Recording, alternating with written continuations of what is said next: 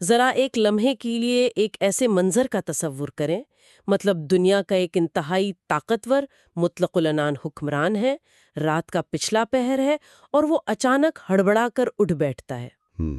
خوف کے مارے، رائٹ؟ بالکل، اس کے ماتھے پر پسینہ ہے، سانس اکھڑی ہوئی ہے اور وہ اتنا ڈرا ہوا ہے کہ صبح ہوتے ہی سلطنت کے تمام خاص مشیروں، کاہنوں اور دانشوروں کو ہنگامی طور پر طلب کر لیتا ہے۔ ایک دم افراتفری کا عالم۔ ہاں بالکل۔ اب عام طور پر ہم سوچیں تو ایک بادشاہ کو کس چیز سے ڈر لگتا ہے؟ کسی بغاوت سے، کسی بیرونی حملے سے، یا پھر شاید کسی جان لیوا بیماری سے؟ جی، لیکن جب یہ بادشاہ بھرا دربار لگا کر اپنی دہشت کی وجہ بتاتا ہے تو اس میں کوئی آگ اگلتا ہوا عفریت نہیں ہے، کوئی خون ریز جنگ نہیں ہے اور نہ ہی کسی دشمن فوج کا محاصرہ ہے۔ ہیں؟ تو پھر کیا تھا؟ اس کے خواب میں صرف گائیں ہیں، جی ہاں، گائیں اور کھیتوں کی کچھ فصلیں۔ مطلب بات بظاہر اتنی سیدھی اور سادہ ہے کہ کوئی بھی حیران رہ جائے کہ آخر اس منظر میں ایسا کیا تھا جس نے ایک ایسے شخص کے اعصاب کو توڑ کر رکھ دیا۔ جس کے ایک اشارے پر سلطنتوں کے فیصلے ہوتے تھے۔ بالکل، تو آج کے اس تفصیلی مطالعے کا مرکز یہی وہ اسرار ہے۔ ہمارے پاس جو آج کا مواد ہے وہ ایک انتہائی قدیم، مقدس اور تاریخی متن پر مبنی ہے جو سورہ یوسف کی آیات 43 اور 44 سے لیا گیا ہے، جسے ہم عام طور پر بادشاہ کا خواب اور 7 کمزور گائیں کے نام سے جانتے ہیں۔ بالکل۔ اور دیکھیں، آج کی اس گفتگو کا مقصد محض ایک پرانی کہانی کو دہرانا نہیں ہے۔ ہم نے اس مختصر متن میں پوشیدہ انسانی نفسیات، نامعلوم کے خوف اور علم کے اس پیچیدہ تصادم کی تہہ کھولنی ہے، جو آج بھی اتنے ہی پراسنگ ہیں جتنے ہزاروں سال پہلے تھے۔ مطلب یہ ایک بہت ہی دلچسپ اور گہرا کینوس ہے۔ تو آئیے اس کی تہہ تک جاتے ہیں۔ جی ضرور۔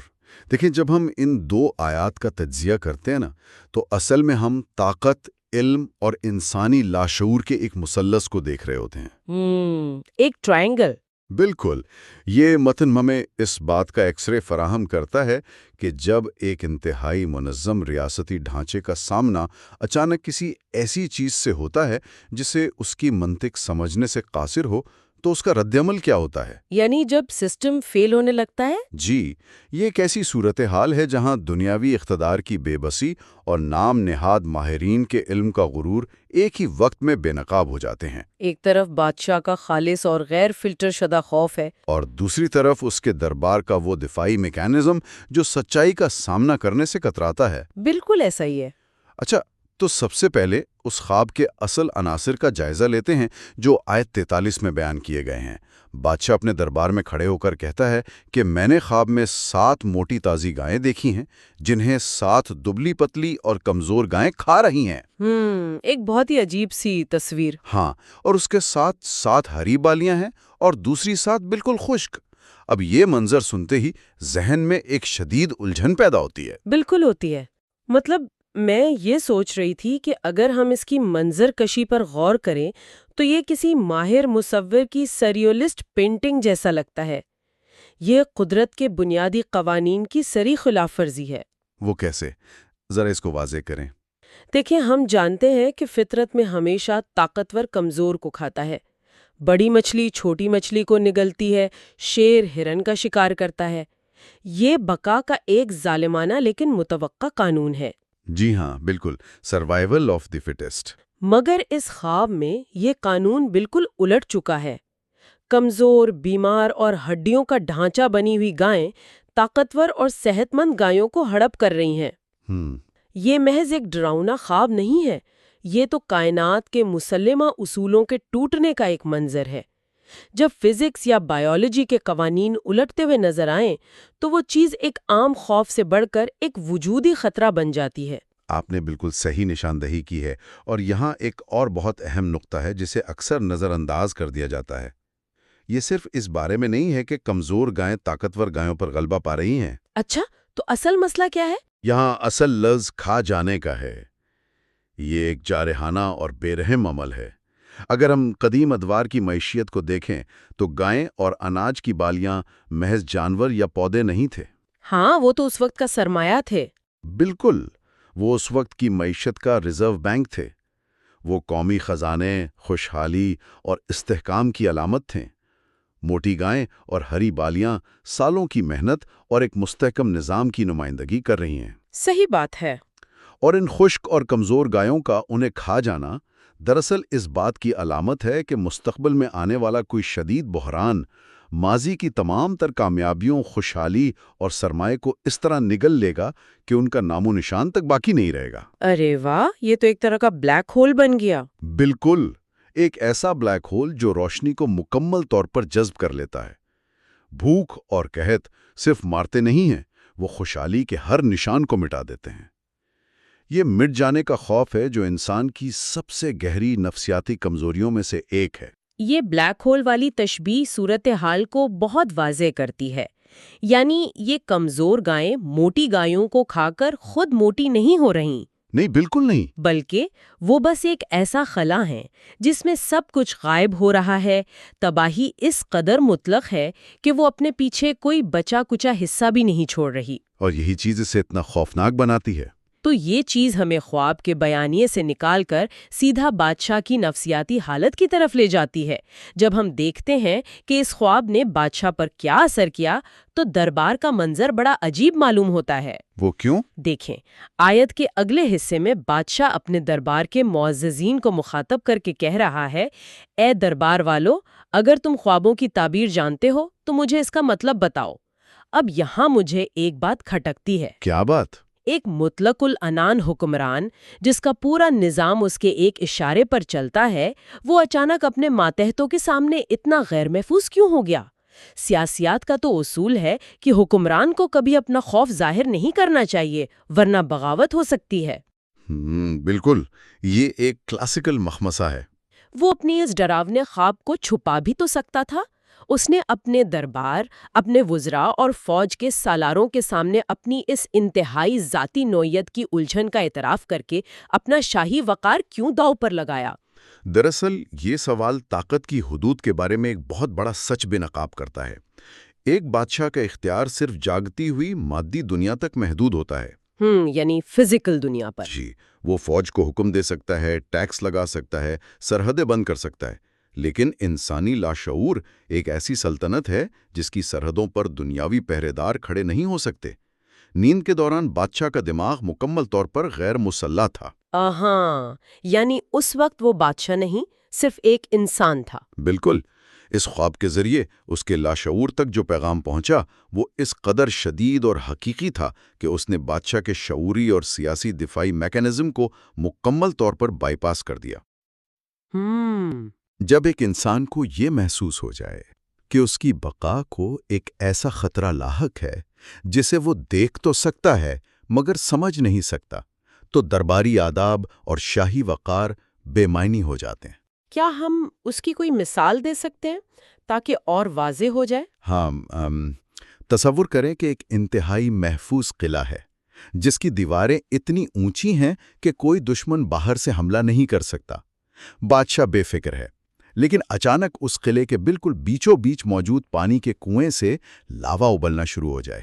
اوہ، اندر سے ہی تباہی؟ جی، اب وہ دیواریں، وہ پہرے دار کس کام کے؟ اندرونی وارننگ سسٹم اس قدر زور سے بج رہا تھا کہ بادشاہ کو اپنی سیاسی ساخت سے زیادہ اپنی وجودی بقا کی فکر لاحق ہو گئی تھی۔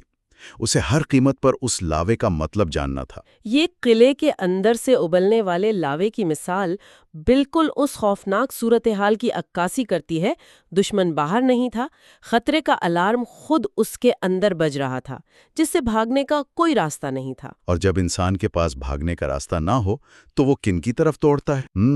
ظاہری بات ہے ان لوگوں کی طرف جن پر وہ سب سے زیادہ انحصار کرتا ہے۔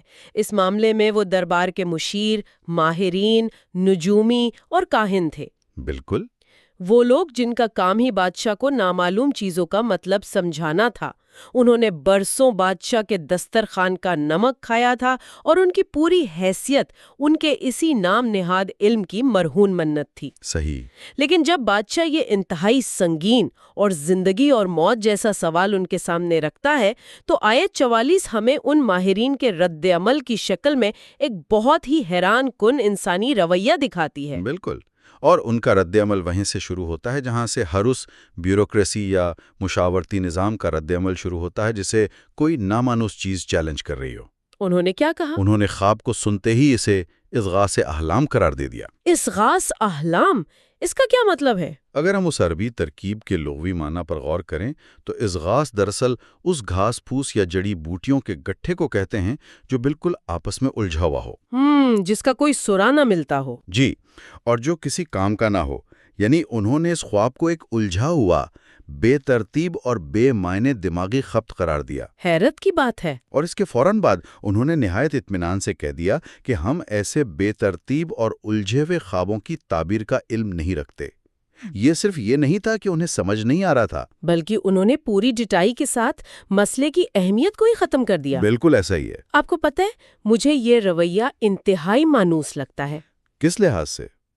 دیکھیے، یہ پرانے وقتوں کا دربار ہو یا آج کی دنیا کا کوئی کارپوریٹ بورڈ روم، جب نام نہاد ایکسپرٹس کے سامنے کوئی ایسا ڈیٹا آ جاتا ہے جو ان کے بنائے ہوئے ماڈلز اور فریم ورک میں فٹ نہیں بیٹھتا، تو ان کا پہلا رد عمل کیا ہوتا ہے؟ وہ ڈیٹا کوئی غلط کہہ دیتے؟ ہاں، وہ یہ نہیں کہتے کہ ہمارا علم محدود ہے یا ہمارا ماڈل خراب ہے، وہ کہتے ہیں کہ یہ ڈیٹا ہی خراب ہے یا یہ محض شور ہے، نوائس ہے۔ صحیح۔ ان درباریوں کے پاس دبلی گایوں کا موٹی گایوں کو کھا جانے کا کوئی منطقی جواب نہیں تھا۔ ان کے علم کے ذخیرے میں اس کی کوئی نظیر نہیں تھی۔ تو اپنی لا علمی ماننے کے بجائے انہوں نے بادشاہ کے وجدان ہی کو مسترد کر دیا۔ اور یہ ایک بہت ہی کلاسک دفاعی حکمت عملی ہے۔ جب آپ کو سوال کا جواب نہ آتا ہو تو سوال کو ہی غلط اور غیر متعلقہ قرار دے دو تاکہ آپ کی ماہرانہ ساکھ پر کوئی حرف نہ آئے۔ بالکل، مطلب اپنی نوکری بچانے والا کام۔ یہ ادارے جاتی غرور کی ایک بہترین مثال ہے۔ ایک ادارے کے اندر موجود ماہرین کی پوری شناخت اس بات پر ہوتی ہے کہ وہ جوابات فراہم کر سکتے ہیں۔ اگر وہ یہ کھلے عام تسلیم کر لیں کہ بادشاہ سلامت، ہمیں اس کا کچھ علم نہیں، تو بادشاہ کا اگلا سوال یہ ہو سکتا ہے کہ تو پھر تم لوگ اس دربار میں کیا کر رہے ہو؟ ہاں، تمہاری ضرورت کیا ہے؟ تنخواہ کس بات کی لے رہے ہو؟ بالکل۔ اس لیے وہ بادشاہ کی نفسیاتی کیفیت کو نظر انداز کرتے ہوئے اس ڈیٹا کو ایک ڈبے میں بند کر کے اس پر کوڑا یا جنک کا لیبل لگا دیتے ہیں۔ تو یہ بات ہمیں انسانی علم کی حدود کے بارے میں بہت کچھ بتاتی ہے۔ جی، جب ہم ایک خاص طریقے سے سوچنے کے عادی ہو جاتے ہیں تو کوئی بھی نئی اور غیر روایتی چیز ہمیں پریشان کر دیتی ہے۔ ہم اسے پروسیس کرنے کے بجائے مسترد کر کے اپنا دماغی سکون برقرار رکھنے کی کوشش کرتے ہیں۔ درباریوں نے بھی یہی کیا۔ انہوں نے بادشاہ کے انتہائی الارمنگ خواب کو محض پیٹ کی خرابی یا ذہنی دباؤ کا نتیجہ قرار دے کر اصل خطرے سے آنکھیں چرا لیں۔ لیکن ذرا اس کے نتائج پر غور کیا جائے۔ ہاں، وہ بادشاہ کو جو تسلی دے رہے تھے وہ دراصل بادشاہ کی آنکھوں پر پٹی باندھنے کے مترادف تھی۔ ایک حکمران جو اپنے لاشعور میں یہ شدت سے محسوس کر رہا ہے کہ کوئی بہت بڑی تباہی آنے والی ہے، اور اس کے اپنے ہی چنے ہوئے ذہین ترین لوگ اسے کہہ رہے ہیں کہ سب ٹھیک ہے، یہ محض آپ کا وہم ہے۔ یہ تو بہت خوفناک ہے۔ یہ ہمیں بتاتا ہے کہ بعض اوقات وہ لوگ جن پر ہم حقائق کی تشریح اور مستقبل کی پیشگوئی کے لیے سب سے زیادہ انحصار کرتے ہیں، وہی ہماری تباہی کا سب سے بڑا سبب بن سکتے ہیں۔ بالکل، ان کا علم ان کے لیے ایک دیوار بن چکا تھا جس کے پار وہ کچھ نہیں دیکھ سکتے تھے، اور یہ دیوار بادشاہ اور اس کی سلطنت کو ایک بہت بڑے قحط کی طرف لے جا رہی تھی۔ مطلب انہوں نے اس سنگین وارننگ کو سسٹم کا ایرر سمجھ کر ڈیلیٹ ہی کر دیا۔ اور مزے کی بات یہ ہے کہ اس کی وجہ کوئی شعوری بدنیتی نہیں تھی، یہ ان کا فکری جمود تھا۔